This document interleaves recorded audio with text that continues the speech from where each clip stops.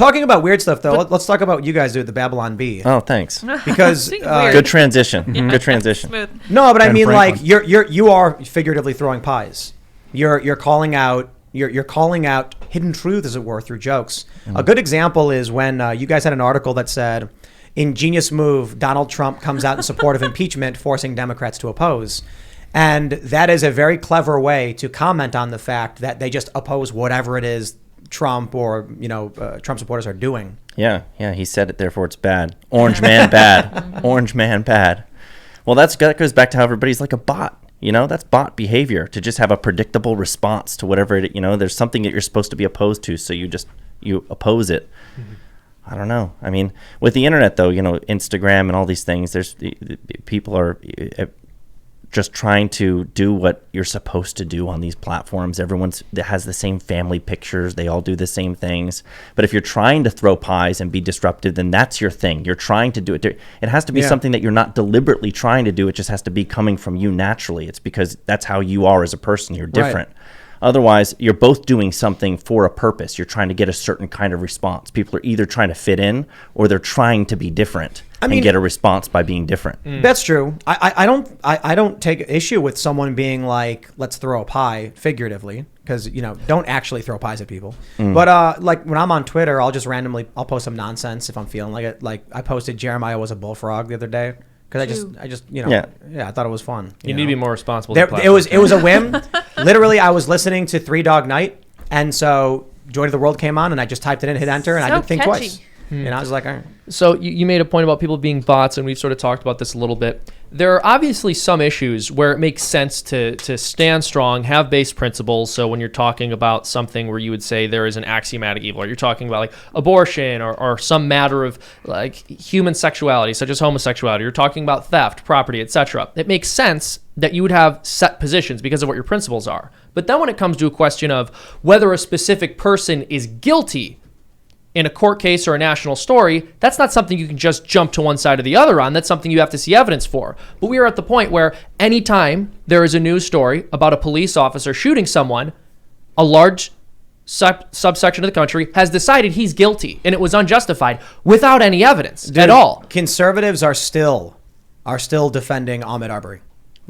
Like that one to me is like, because we had lawyers on talking about that. I think my point is there are a lot of stories that we see in the public eye where it's just a question of a specific person, their behavior, whether they're guilty of the thing that they're accused of, and people are hyperpolarized on it. And I think this has happened because we're just used to being hyperpolarized, but it's different, right? Because again, when it comes to the other issues, it's a matter of principle. Whether a specific person is guilty or innocent when I don't have evidence is not something that my principles can determine. It's something the evidence will determine once we get it. But people take sides before they see or hear anything of substance about the case. And the entirety of the left, including establishment Democrats, moderate liberals, default liberals, and leftists, will blindly march in lockstep. Yep. They'll get angry about it, they'll protest about it, and they'll scream in your face and try and take your job. And conservatives are lukewarm and will be like, okay, we'll agree with you on that one. I think, and the fun thing about satire is it gives you a way to point all of that out in a way that like makes the point, it makes it into a joke where you're seeing that and you're exposing it for what it is, the absurdity of it. Did you see the subverting it? Fast Company wrote an article saying something like beware the far right comedy or whatever, or right wing comedy, and they're like from Joe Rogan to the Babylon Bee to like the Daily Wire. And I just think it's funny that they still try and push these memes where they're like the right can't make jokes or it's not funny. But the weird thing is, it used to be the perception that conservatives weren't funny and the left was. There was, in the article, they talk about how Fox tried doing some kind of Jon Stewart show back in the day that just didn't work and it failed.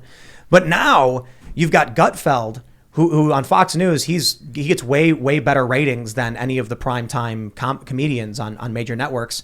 You take a look at The Onion, bro. I imagine, Seth, that you used to read The Onion. Yeah, of course. What happened to them?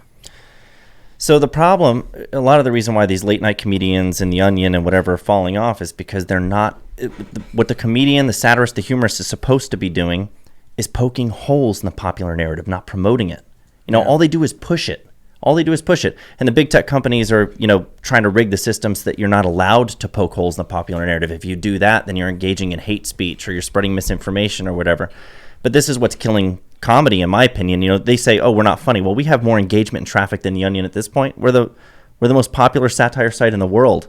And they're sitting there saying we're not funny. Well, obviously we're engaging people. And the reason we're engaging people is because we're actually making fun of the powers that be and trying to hold that power accountable and poke holes in the popular narrative instead of promote it, which is what comedians are supposed to do. I grew up with The Onion because I think they were based on Milwaukee, I think. And I remember when we would get the physical Onion paper when we were in Chicago. Look at this one. Excerpts from Ginny Thomas's emails attempting to overturn the 2020 election. CNN. No, it's too political. Is that, yeah, right. It's like a CNN They were article. political in the early days. Well, this is the thing. They were in a way wait. that was actually funny. Here's one. Well, you got to go into the slideshow. That's a slideshow.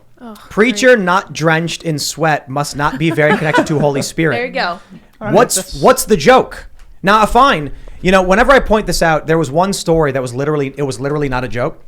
And then I was like, legit, what is the joke here? And they were like, you're so dumb, you don't get the joke. And I'm like, I guess so, dude. I don't care. Like, you can laugh at me because I don't get it. That's fine. It means I don't read your outlet. Right. You know? See, it would have been like, preacher is connected to Holy Spirit. Why isn't he sweating?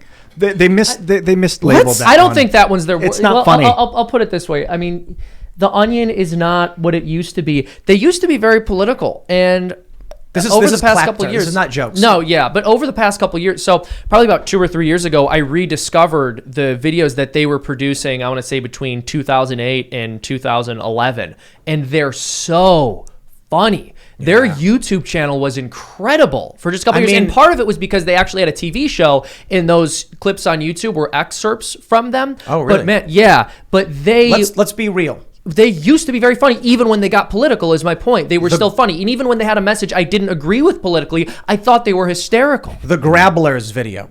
That was great. You know the Grabblers video? No, I don't know that one. It's an Onion video? It's an Onion video. Oof, we cannot play it here. Yeah, we definitely can't play it. Spicy. Even though it's on YouTube. Really funny. Where basically it's a mockery of a morning news show.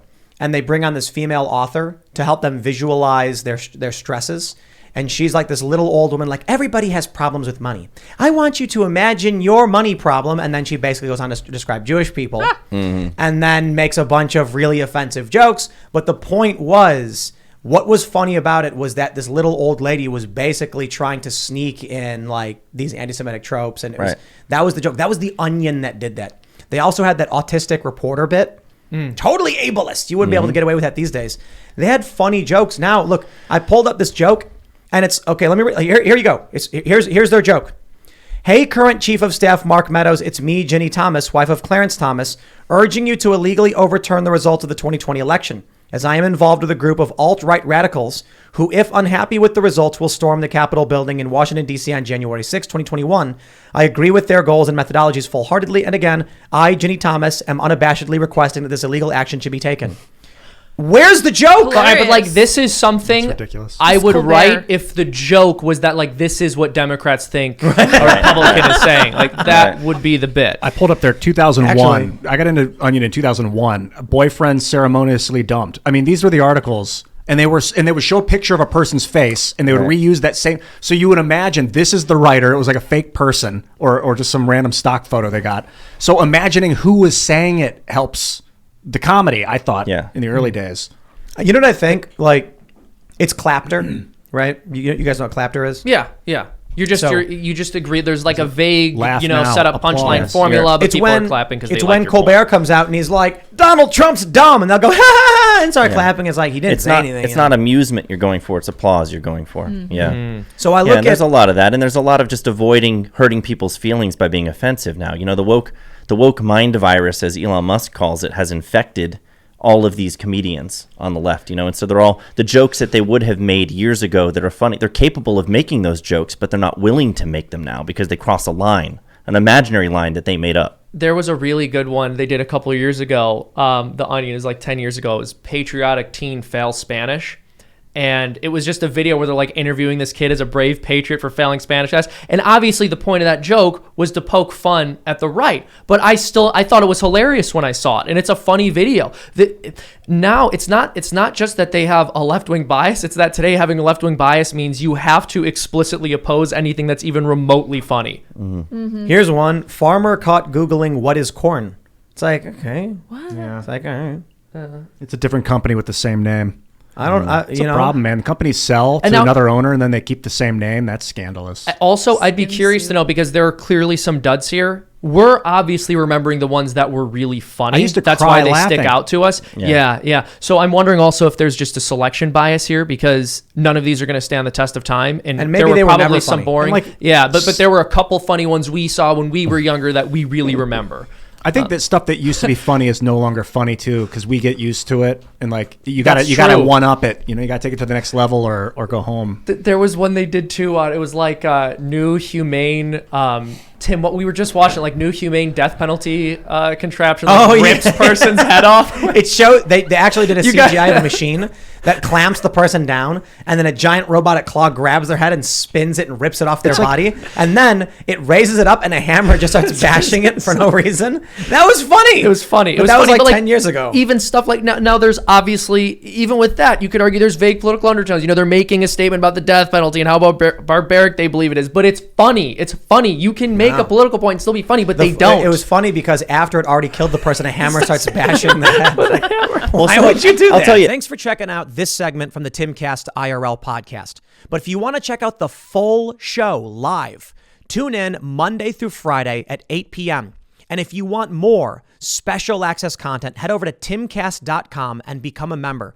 Your membership helps sustain this company, keep our journalists employed, makes this show happen, and you will get access to exclusive members-only segments of the Timcast IRL podcast, and there's a massive library to check out. So again, go to timcast.com or tune in Monday through Friday at 8 p.m., and we'll see you all there.